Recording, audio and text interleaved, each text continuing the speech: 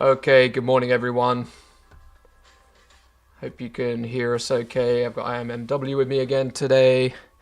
Pre-market prep for um, Tuesday the 13th. And obviously we've just had CPI come out.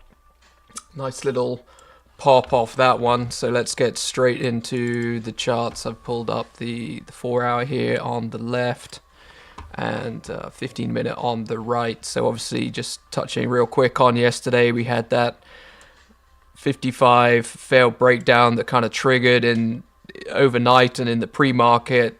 One of those where you can just sort of wake up and hop in for anyone who's in Eastern or Central United States. Wasn't much to do after that. Real tricky to catch the maybe 69, 73 failed breakdown, and trading any of these levels higher. They're not really part of failed breakdown system or strategy. I mean, maybe you can apply some of the same techniques to these higher level reclaims, but if you weren't in down here, it was kind of a sit on hands day. So for my part, I'm just holding that runner into today.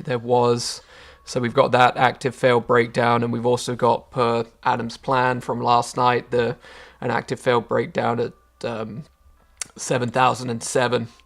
Crazy to be saying 7,000 levels when it was just 9 months ago we were talking about 5,000s. But yeah, exactly per plan. I think it was if we can test down to 98 and recover '07, that's a potential low quality long, and that triggered kind of exactly per plan. It was obviously very low volatility in here, and if you got in on the reclaim, you kind of probably had to put limit orders to take profit overnight during sleep. So let's just take a quick look at where we are on the bigger picture.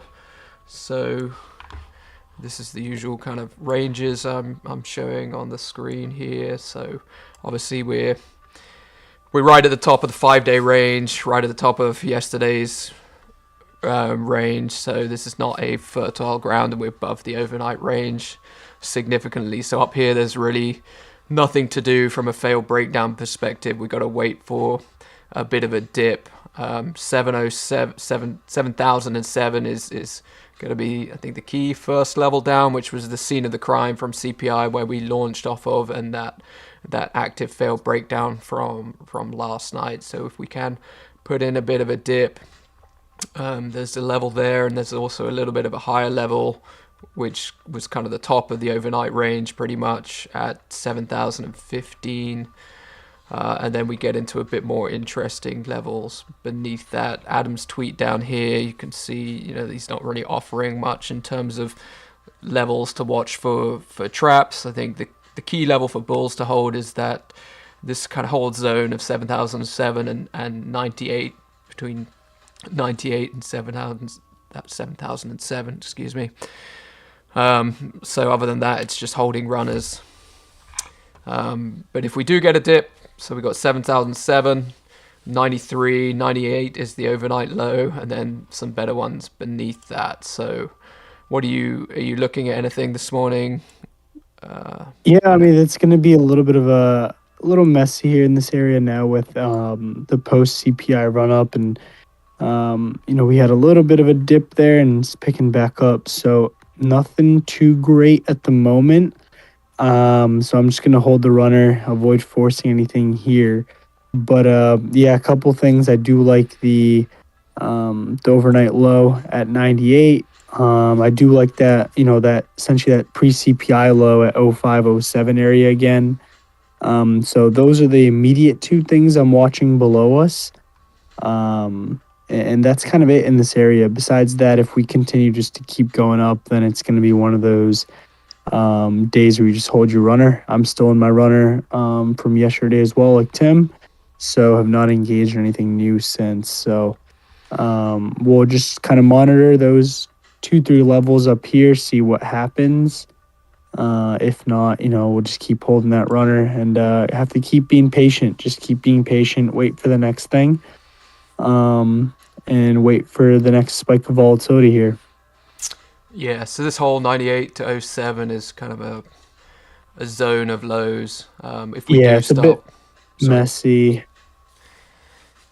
if we do flush beneath that, we could be looking to sell deeper. There is another lower quality one below here at 93, which was sort of this afternoon little bit of shelf we formed yesterday. But I think Adam's warned that 98, we could break down a little bit lower. So just be cautious of that if we're coming into the 93 level. Make sure you've got good acceptance and that it doesn't just fade and start to retrace some of yesterday's move. Yeah, I think me personally, I would probably wait for the 98 if we get 93 at triggers, just because of how close 98 is. I'd want to see that clear before taking anything. Yeah, so if we, I'm just going to do this in green here on the chart. So if we do flush this 98, this silver level here, he's saying wait for that to pop back above the overnight low here at 98.